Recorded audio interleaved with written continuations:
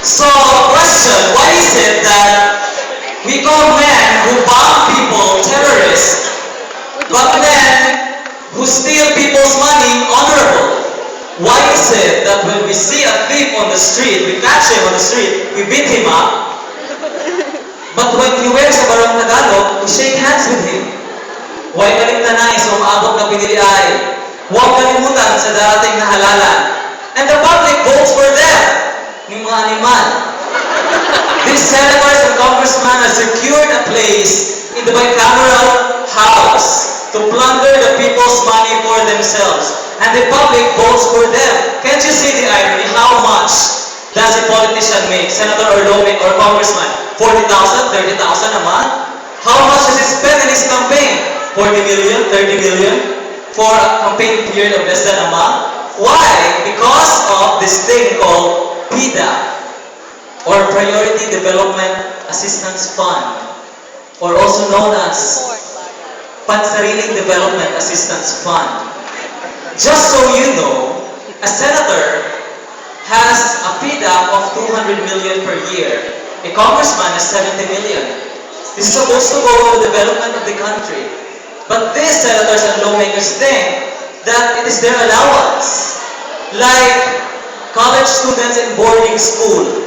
This time, they're not getting their allowance from their mother. They get it from their motherland. But they can't touch the money so easily. They can't easily do so. They need the divine intervention of the mighty goddess Janmell. Napoles Corporation provides the means through which these politicians can make use of the money. A senator can propose a countryside development project. Say, for example, the distribution of sanitary napkins to local farmers. And then implement it to the rightful government agency, say the Department of Public Works and Highways, for a bidding. And to cut things short, Napoles Corporation wins, and the money is liquidated by the corporation created by Napoles, and she gives back 70 to 80% of the money to the politician and keeps the remaining 30% or 20% for her personal use. Example, 7,050,000 for the Masaganang Ani para sa Magsasaka Foundation Incorporated.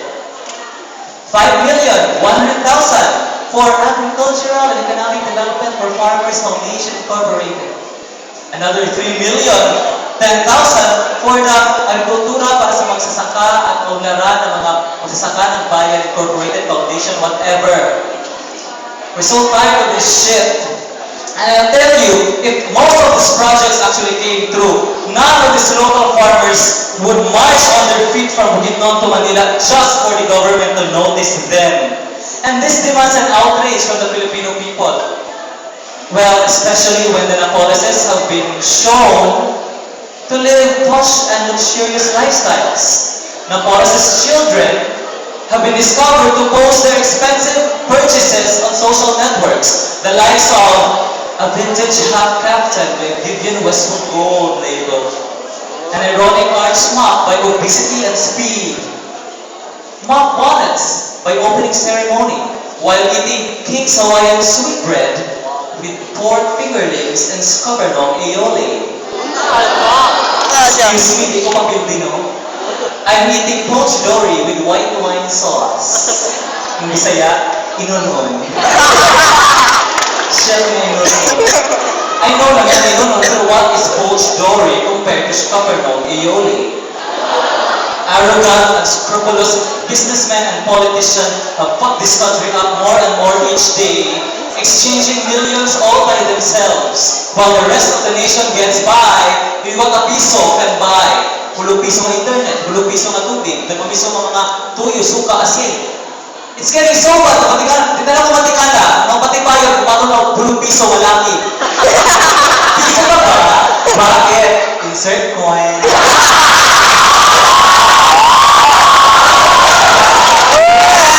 I won't get surprised, ang anak ko yung hulog piso na ugas. Sa imong piso, 5 kamumo. Piso na ugas, 5 kalugas. This is a serious, it's a comedy material, but the question is serious. What should we do? History tells us that the current criminal laws in the Philippines doesn't ensure punishment. Gloria Macapagal-Arroyo, she was tried, but she just sat in a wheelchair. Justice Corona also sat in a wheelchair. This means that our punishment system is defenseless against a seemingly harmless object, say for example, a wheelchair. So what shall we do? How about if we bring back the age-old methods of capital punishment? The guillotine. These politicians can make use of some big blades to cut their heads off. The guillotine is the official method of capital punishment in France until 1981, and we could make use of that here. And for more exciting purposes, we can actually televise it.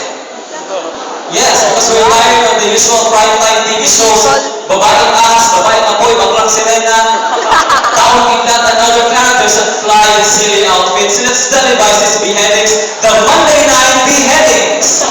Official mo, panubutan ko. Sponsor! Gillette! But the guillotine is not original. We just borrowed it from France. What this country needs is a little bit of nationalism. Let's be more nationalistic. Pre-Hispanic Philippines has a list of methods of punishment that we could use. Oh, what's the purpose of studying History 1? We could use some boiling water for these politicians to dip their hands into. Ang papaso, guilty! We could have a modern twist. We could use, instead of boiling water, we could use boiling oil. Sponsor! Granex! What about hand-to-hand or man-to-man combat? You know, pre-Hispanic Philippines, they actually leave two criminals to fight with each other, and whoever dies is guilty. We could use that live in the Senate. Imagine Senator Bong Revilla versus Senator Lico Labi. We could ask Star Cinema to take this film live via satellite with no commercial breaks. We entitled it Ang Pantay versus Nelson Putik, with a special participation of Senator Miriam Benson. Sponsor! Jaime Selection Bayo. Wala lang yun. But you know, that is absurd. That is absurd. We are actually getting hopeless. The Filipinos are getting hopeless. It's because that's the life of Filipino is. The life of a Filipino is a series of corruption cases. We can actually move on and makarecover at tao. Don't worry, we will recover. We can move on and recover so that we can proceed to our next corruption case. Thank you.